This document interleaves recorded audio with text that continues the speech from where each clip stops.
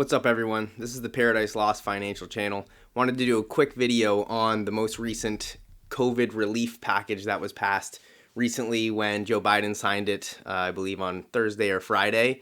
I think this is an important topic everybody who is an American should be concerned about and paying attention to, because it is going to affect all of our purchasing power ultimately, and nobody's holding these policy makers accountable from what I can see. So really quickly, to explain a big picture theme here, something important to understand is it's the financial and political insiders who are the ones who benefit from these economic time bombs that the policymakers are dishing out, something called the Cantion Effect. So those that are closest to the power and money, those are the ones who are going to benefit from this, not you or I, unless we are those insiders. So this new $1.9 trillion COVID relief package, more wasteful spending, shocker. The amount of waste and corruption is enormous, once again. That's what we're going to talk about today. So earlier this week, I was reading an article from Wall Street Journal about, and we'll take a look at this at the end, but the breakdown of what's in this most recent $1.9 trillion package. So $360 billion officially is going to the government themselves. That's funny.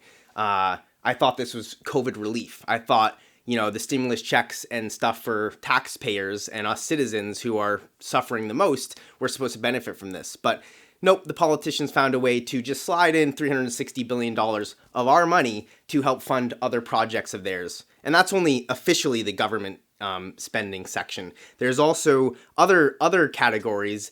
There's a category of other with $194 billion. And if you look at what's in these categories and what they're spending our tax dollars on, it's actually ridiculous.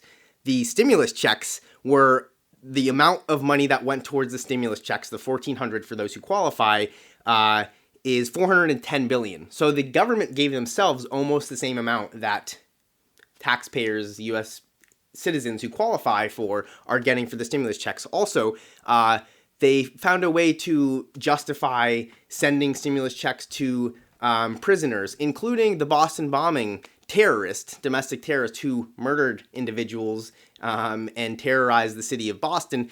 He's getting a $1,400 stimulus check paid for by yours truly and all of us taxpayers. The thing that frustrates me looking at my peers and social media is people are excited about stimmy checks. Oh, I get $1,400 in my account. This is great. The government's giving me free money. That's not how it works. We're all paying for this, in addition to all these other projects, while the government actually, the insiders are lining their pockets and patting their buddies on the back and helping their brother-in-law and friends get all of these millions of dollars for projects that then will help them remain in power, get reelected, those sorts of things. It's not for you or I. And they're using this health crisis as a reason to go and waste billions of dollars, trillions of dollars of our money that's going to devalue our currency in the long run. So you can tell I'm a little bit fired up about this, but I don't think most individuals are actually looking at the facts behind all of this reckless spending and what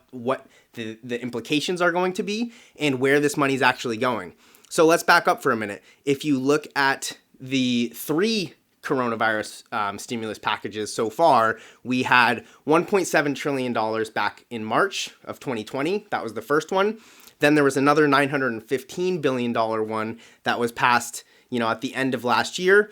And then we now have a $1.9 trillion one that was just passed. So that totals $4.515 trillion so far on COVID relief. But as we're going to talk more about, most of it's not going to anything related to COVID. And you and I are on the hook for all of this. But you'll see all of these, the media and the politicians getting a round of applause, patting each other on the back.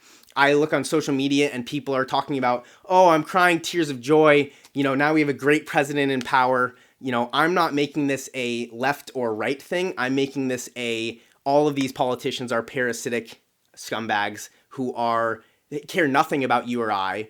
and all they care about is staying in power and optics and what does it look like. Most people who are not looking under the hood and actually checking out what's in these packages and who do not understand the basics of economics think these are all great things, and our politicians are doing us good by doing this stuff. And that's the total opposite. One thing I think a big theme again for this whole video, and something that I speak about a lot and try as I might to help other people understand, is there's no such thing as government funded. It's all taxpayer funded. So that's an important piece for everybody to try to understand.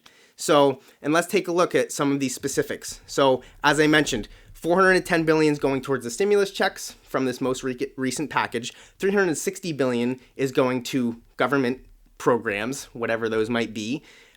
We also have $59 billion that's going towards small businesses. So the government's giving themselves almost, 7 times as much as small businesses are getting.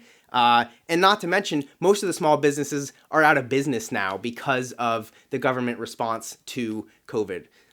That's a whole nother subject. And then, as I mentioned earlier, there's a whole different category of other with $194 billion.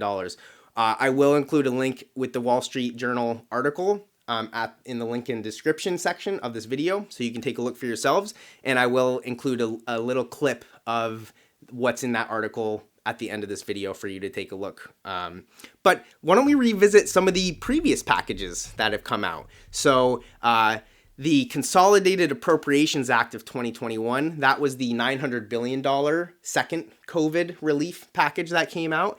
And they combined that COVID $900 billion relief package with their omnibus spending bill, which is basically how the government stays funded to get through this 2021 fiscal year. And it was 5,600 pages. It's actually the longest bill ever passed by Congress. And it's also one of the largest spending measures ever enacted. And now we have a $1.9 trillion one. But anyway, I digress. Let's take a quick look at a couple examples of what are in the previous $900 billion package. We have the Horse Racing Integrity and Safety Authority Act for things like anti-doping measures in horse racing.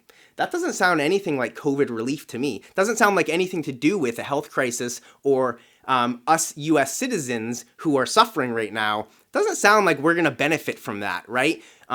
So just want to point that out. Also, tax breaks for NASCAR. Okay. Sounds very COVID reliefy to me. We've also got $25 million for gender programs in Pakistan. Okay.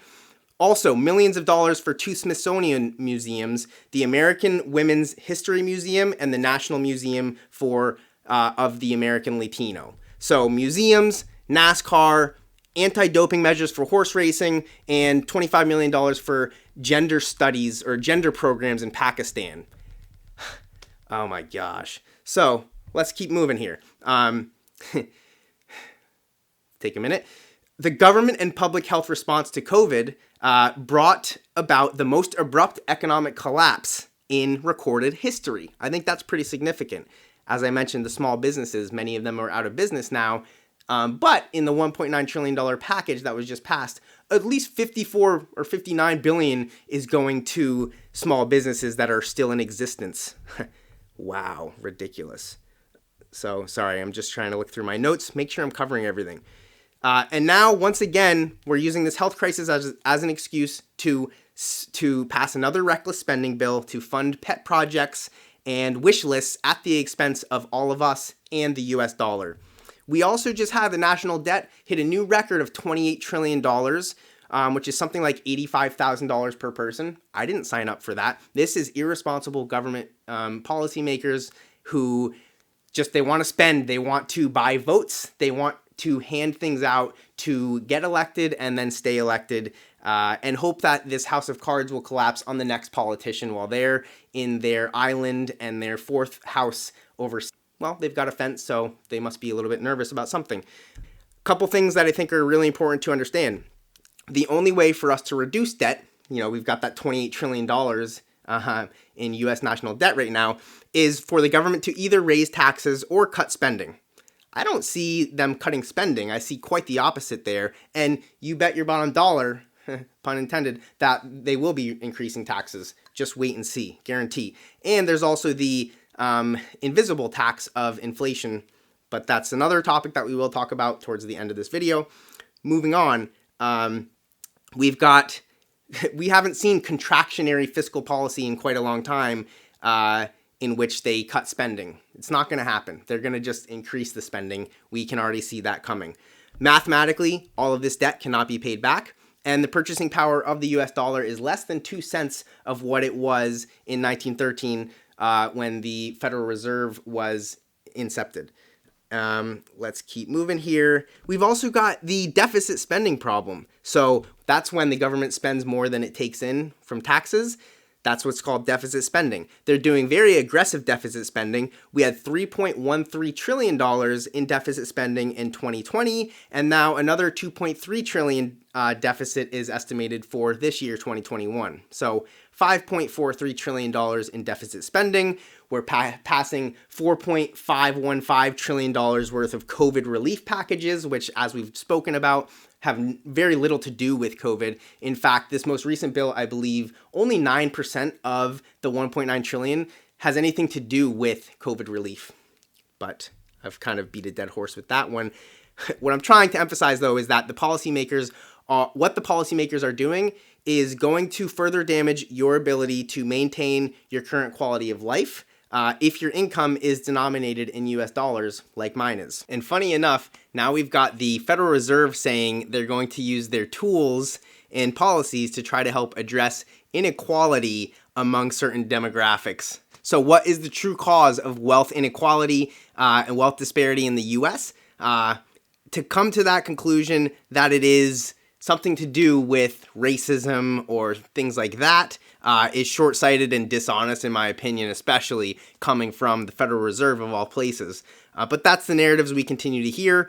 I'm very familiar with socioeconomic dynamics like generational poverty, gentrification, things like that. But the biggest cause of wealth disparity is our policymakers, the central bank, monetary policy, accommodative policy with low interest rates, providing plenty of supply to the credit markets, and inflating asset prices, which we've seen in all sorts of these price distortions. You look at Tesla stock was trading at 1,223 times trailing earnings.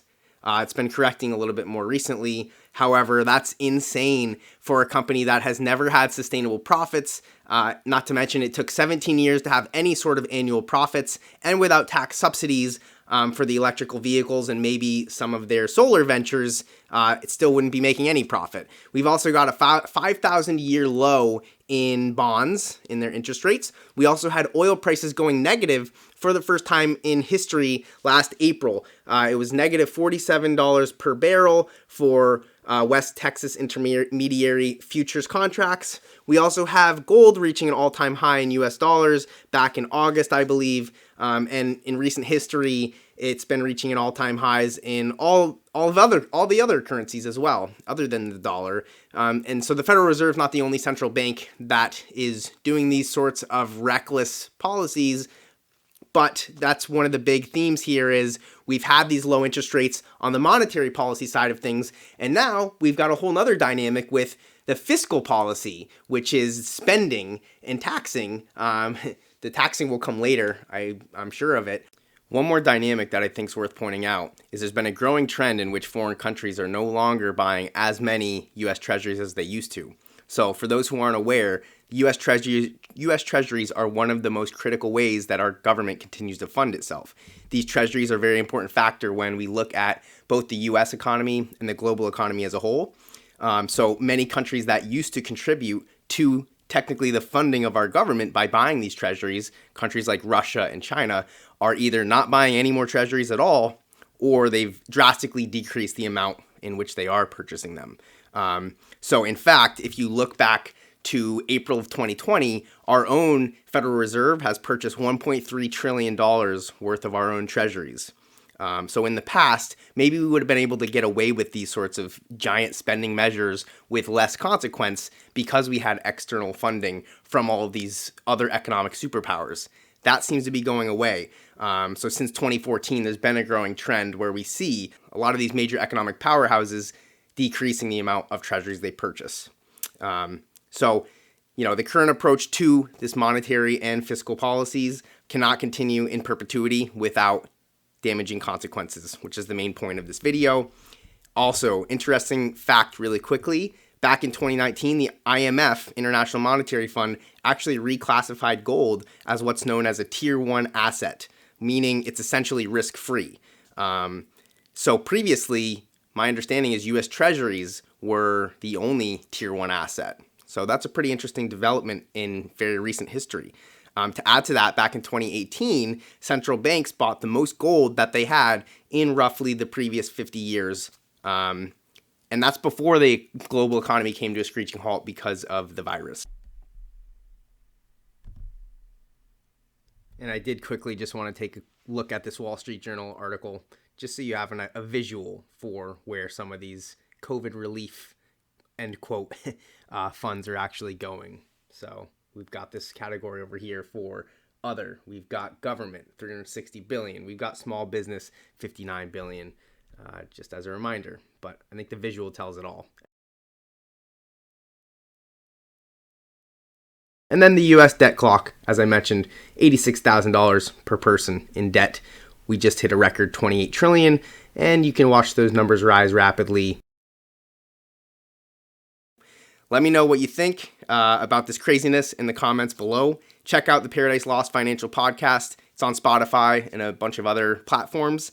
We also have a Patreon. We analyze the financial markets, personal finance topics like this somewhat regularly. I'll post some links in the description below this video.